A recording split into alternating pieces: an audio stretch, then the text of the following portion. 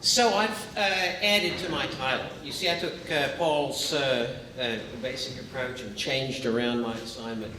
But I've added to the title just a little bit. Actually, it's the original assignment, but it's a better title. Innocence Abroad, question mark, the Middle East and the United States. So that's the new title. And we're going to start with a joke, but it's an old joke. And sometimes old political jokes don't translate or recycle especially well, but this one has some eerie resonance to it. So take yourself back to 1993, and it's the first Clinton administration. Hillary Care has just about wrecked the whole thing. She's like the most reviled person in America, and the health care package of '93 is about to crash. So Bill goes to the beach to contemplate what he could do to shore up the poll numbers, and you know what presidents do. So he's on the beach and just walking along, deep in thought, and he sees something in the sand, and kind of digs it up with his toe, and it looks to be something. So he picks it up. It looks like a little lamp, and dusts it off, the sand off, and whoosh! Big form appears, and Bill says, "Who are you?" And he said, "Well, I'm the genie. I'm in the lamp that you just rubbed." And he said, "Well, what's the deal?" He said, "You get any wish that you want. Anything you want." Bill said, "Oh my goodness, what an opportunity. Here I am thinking, what could happen that could really, save my administration." He said, "Okay, here it is. I'd like peace in the Middle East." And the genie said, "Peace in the Middle East? I'm not sure I know what you're talking about." And Bill said, "Well, the Middle East, it's there, the Eastern Mediterranean, the Persian Gulf, and all that stuff. I've got a map here in my pocket." He pulled out a map and gave it to the genie, and the genie looked at it and said, "Okay, I know what you're talking about. The Middle East. Okay, yeah." He said, "Look, they've been killing each other over there. It's been murder and mayhem for 1,000 years. When I said you could have something, I meant something in the realm of the possible, So here," he said, "make another wish." And Bill said, "I want you to make my wife the most popular woman in America." And the genie said, "Can I see that map again?"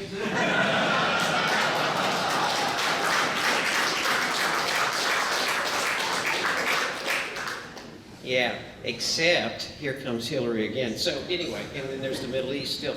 So, we're talking about the United States and the Middle East today. So very quickly, from the standpoint of thinking that most modern states are acquisitive, unjust, and aggressive most of the time, let me say something about American foreign policy.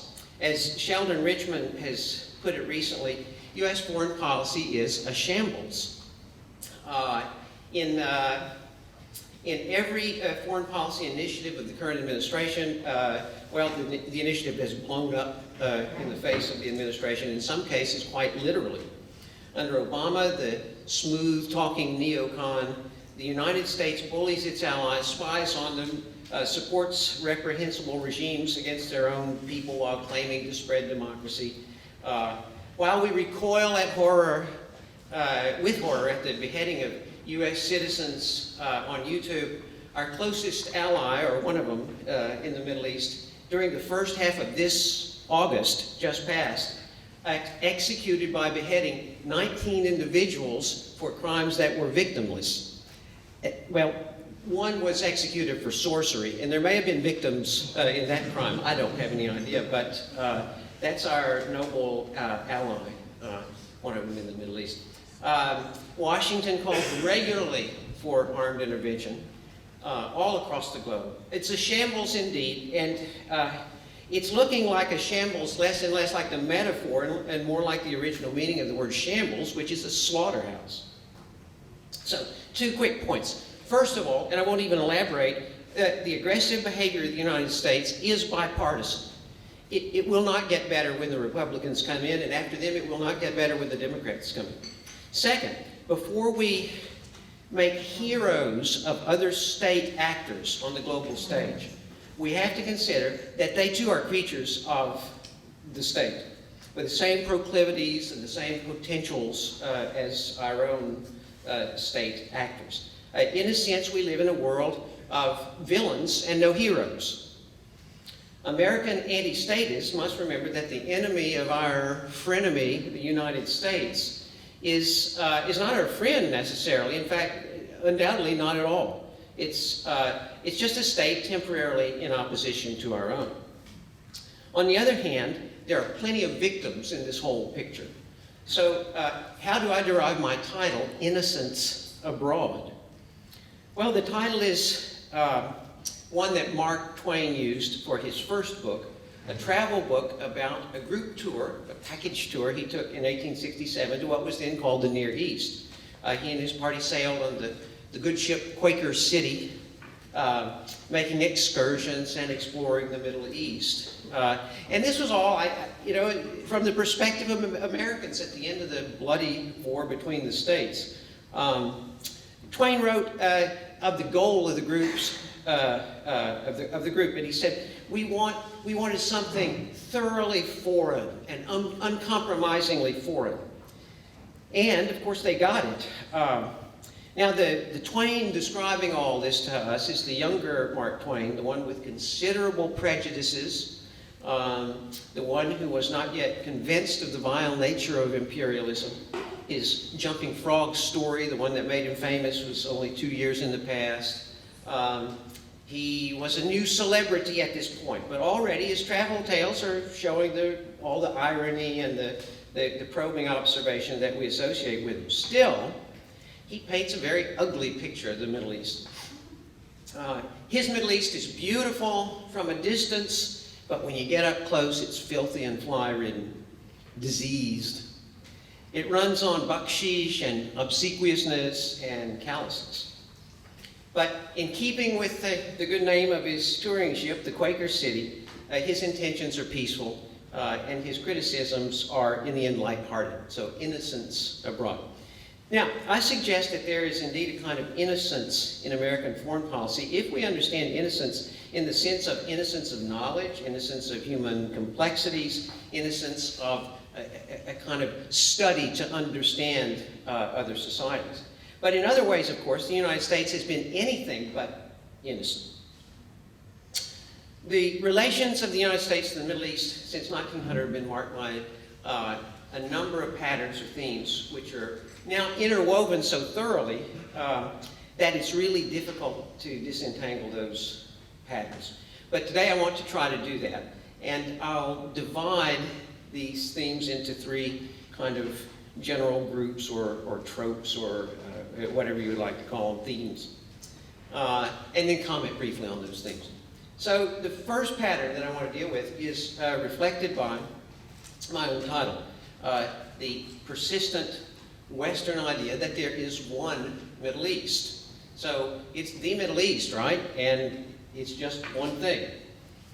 Well, the terminology is inadequate. And interestingly, this very expression, Middle East, was invented around 1900 and only gained wide usage after World War II. The 19th century Eastern question had to do mainly with the Balkans and Anatolia. The phrase the Ottoman Empire came closer to expressing what we think of as the Middle East, but of course it didn't include some important parts like the Persian Empire and the Maghreb in North Africa.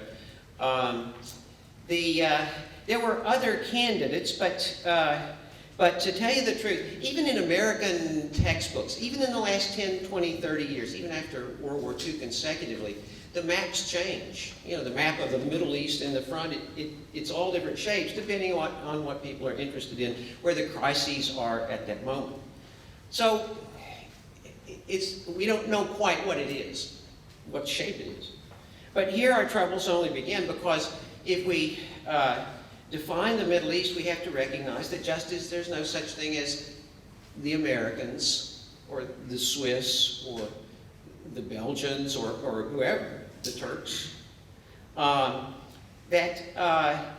To think that you could take this huge piece of the globe, 4,000 miles by 3,000, something like that, and then wrap into it all the similarities produced by religion, culture, geography, and history, and come up with a kind of basic identity, that's ridiculous. For one thing, the history of the region has been a divisive one. It's produced pockets of, well, different habits and different cultures. The ethnic stocks of this region themselves are, as recent DNA testing and archaeological results have shown, they're very starkly varied throughout the region. And not all are Muslims by any means, of course. There are many Christian sects, Zoroastrians, Jews, Yazidis, many others. Then education, social status, all these variables come into play. So communication forces us to generalize. I mean, we all do this all the time, but on the other hand, we don't have to make our reasoning simplistic just because of that. But I think that this term is in a sense, designed to make an easy handle for people to understand. And I think that's partly how it's used. It's a simplistic expression fostered in the media and political propaganda that helps to direct mass ideas about who lives in the Middle East. Indeed, the picture of a monoculture Middle East made up of terrorists is so potent that at times since 9/11, the United States government has had to really rein in the brutish popular sentiment of the people. Because it just becomes a danger to public order. In other words, they oversold, and people begin to go crazy. One final notice about American perceptions of the Mideastern identity. One often hears a very blithe commentary on the extent to which the Middle East has been beset by conflict, and it's in that joke too, right? In the standard narrative, they over there are always killing each other. There's little regard for human life, etc., etc. Now, as a historian, I can tell you this view is really, in the long view, quite false. I mean, there's been a lot of warfare in the last century and a lot of conflict and so forth. And certainly some historical periods of the Middle East stand out as periods of conflict. I mean, the generation of Muhammad, the Crusaders generation, and so forth. But on the whole, I mean, some large percentage of the time, people have lived normal lives and engaged in production and exchange and married and had children and died of old age. Now, in the last 100 years, as I said, there's been much more conflict. Well, what happened? First, some local regimes adopted Western-style government. And if you want to read a picture of the systematic destruction of a functioning country, look at the reign of Muhammad Ali in Egypt as he westernized the country and enslaved and ruined and so forth and so on. I won't go on. But numerous regimes adopted the Western nationalist model, and so this produced misery and conflict. So that's one thing that happened. The West came. Another thing was that the West came quite literally. In other words, if you add up the invasions of Russians, British, Americans, French, Italians, and so forth, then yes, there's a lot of violence in the region, but I don't think it's endemic. I mean, if people bring the violence to you, that's not something like you don't regard life very highly. I mean, it's a completely different thing.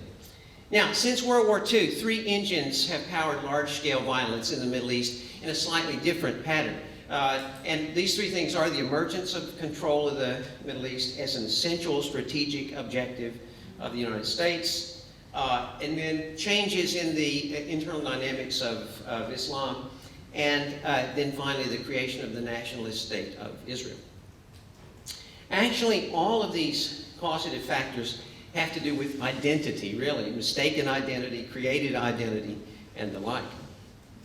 So let me turn now to American strategic considerations, more broadly the interests of the United States in the Middle East.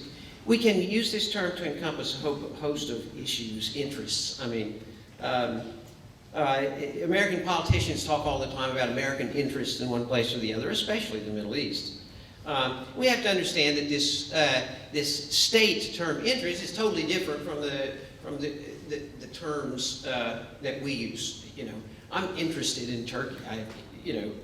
Interest here, but because I disagree with something I find here, doesn't mean I go to war against Turkey. But on the other hand, countries, states really do that. No, the interests, I mean, are the collective objects of acquisition and advantage fostered by the state and its favored henchmen. A neutral and innocent observer dropped into the Persian Gulf today would have to look around. I mean, if it were a rational person, one of the higher IQs, would have to say, you know, why do the Americans have all this equipment here and all these divisions and all these naval installations and all of this huge expense, and they live on the other side of the world? So the answer, of course, in America would be, well, our interests are there. So the terminology of the Middle East comes up again here. The age of high imperialism itself gave us the phrase the Middle East. As I mentioned, it was 1900. And apparently it came into use among global power strategists, British and American, I think, to begin with. It was really made popular by the American imperialist, social Darwinist strategist Alfred Thayer Mahan in a famous article from 1902, and it kind of gained some circulation, but didn't really catch on until after World War II. One thing all these strategists were talking about was trade. And international trade might seem a worthy cause to a group of liberty and property-minded individuals, such as we have here.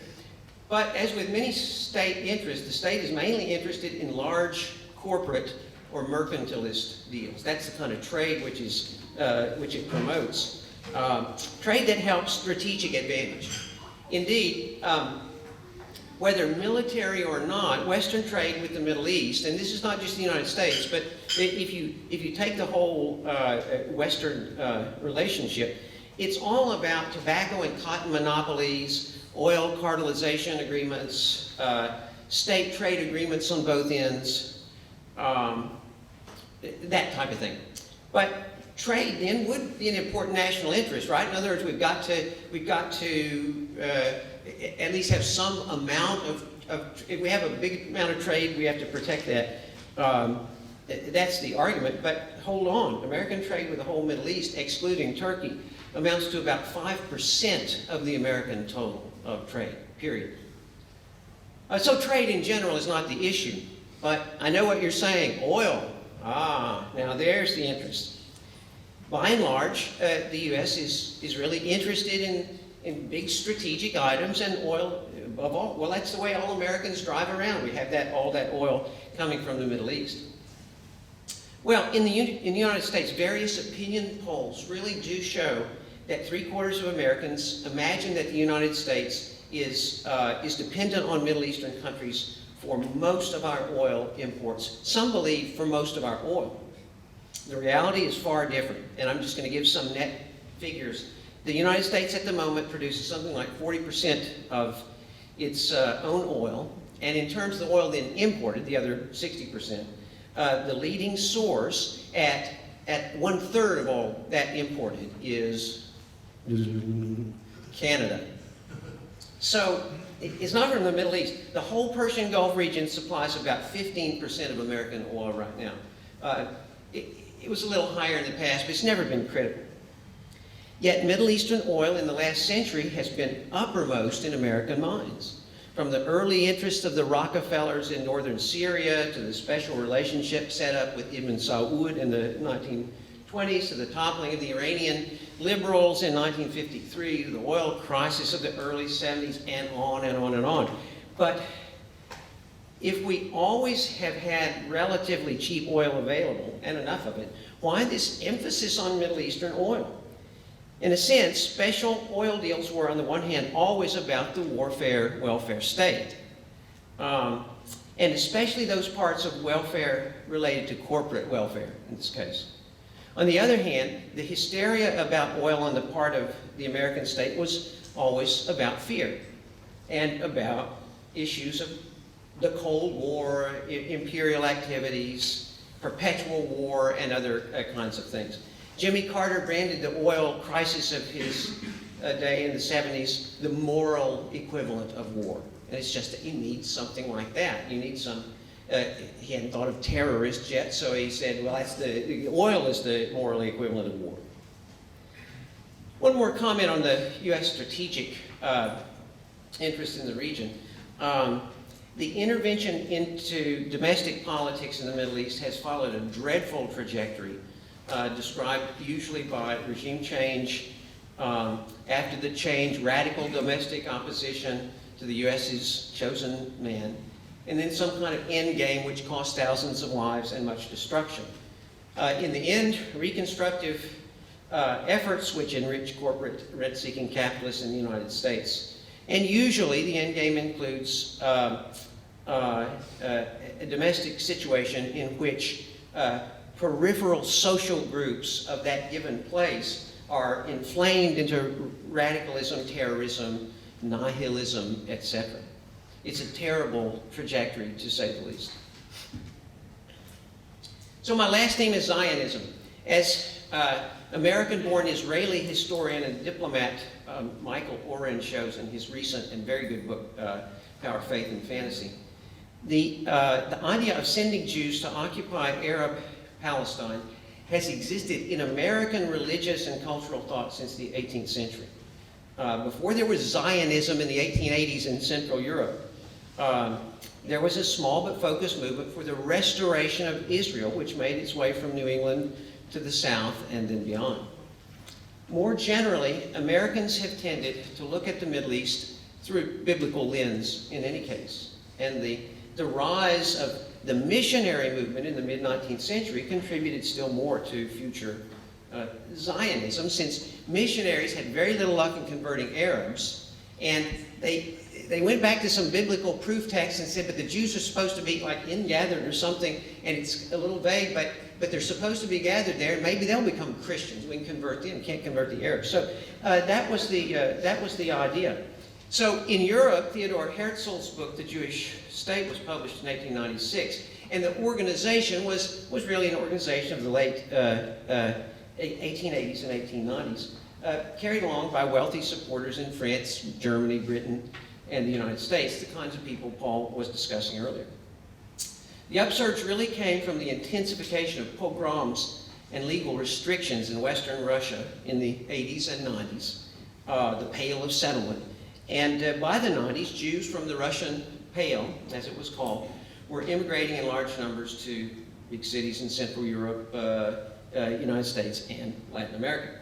Still, many influential Jews on both sides of the Atlantic were skeptical of this Zionist program, which was obviously the idea to build a homeland in a place where people already were living. Yet in the United States in particular, the organized Zionist movement had support from two quarters, and this is really crucial to know. On the one hand, there were influential Jewish individuals, and as Paul said, not all. I mean, this is not taking a whole class, but certainly individuals from the worlds of business, education, entertainment, journalism, supported Zionism, and these included New York banker Jacob Schiff, one of the most influential people in the country, Supreme Court Justice Louis Brandeis, who was on the Supreme Court, and many other men of prominence. These men founded dozens of Zionist organizations, some high profile, some low, but a lot. The second basis of the support was, however, American Protestant denominations of quite a large variety.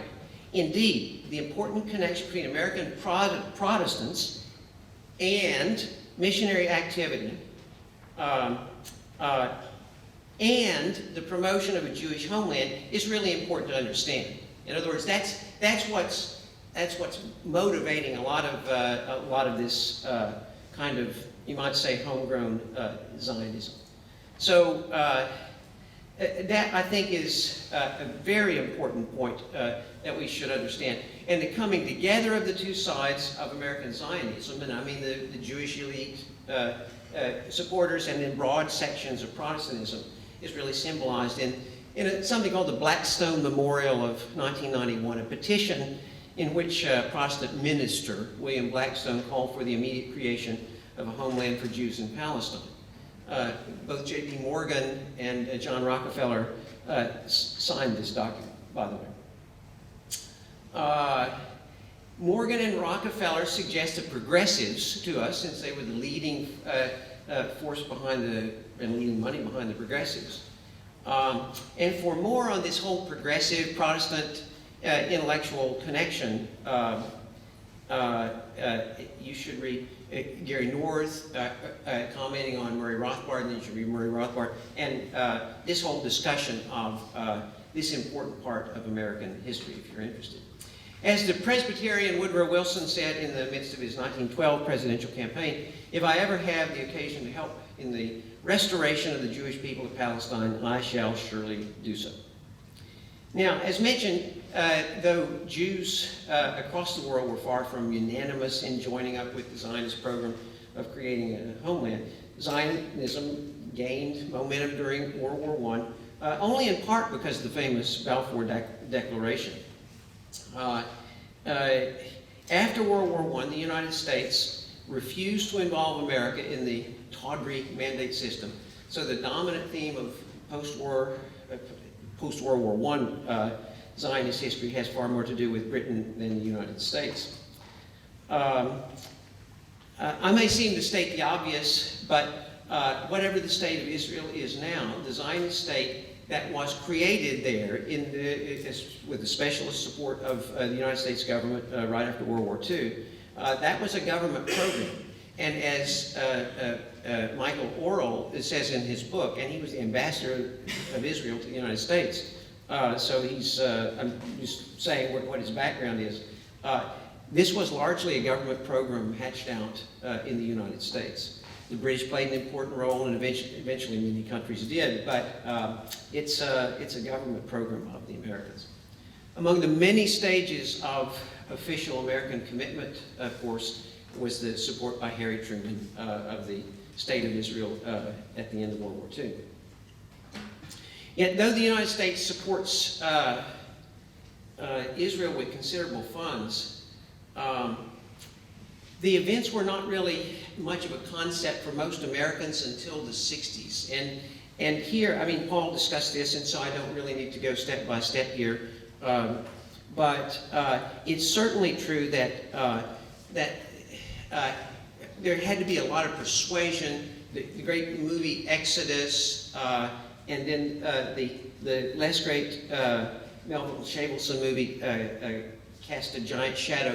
These were important movies in reaching the public and connecting American ideas about the Middle East and the state of Israel with actresses like Angie Dickinson and Eve Marie Saint and other beautiful people, you know, finding their way to support the Middle East. Frank Sinatra was in one of those as well.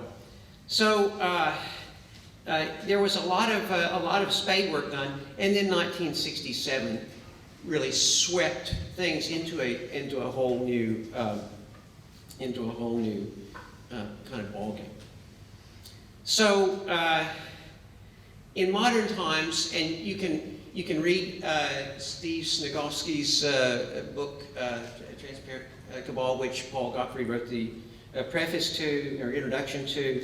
There are a number of good recent books on this. But let me just say the United States at the current levels gives aid to Israel at the rate of about $8.5 million per day. $8.5 million per day. I know, 8.5 million doesn't go as far as it used to.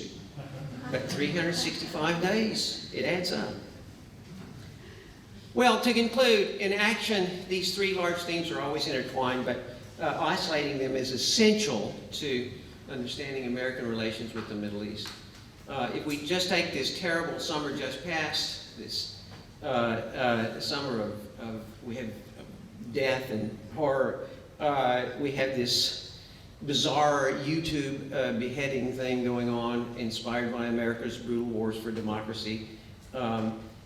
We have the killing of kids in Gaza, and Americans are paying for partly in some way for that.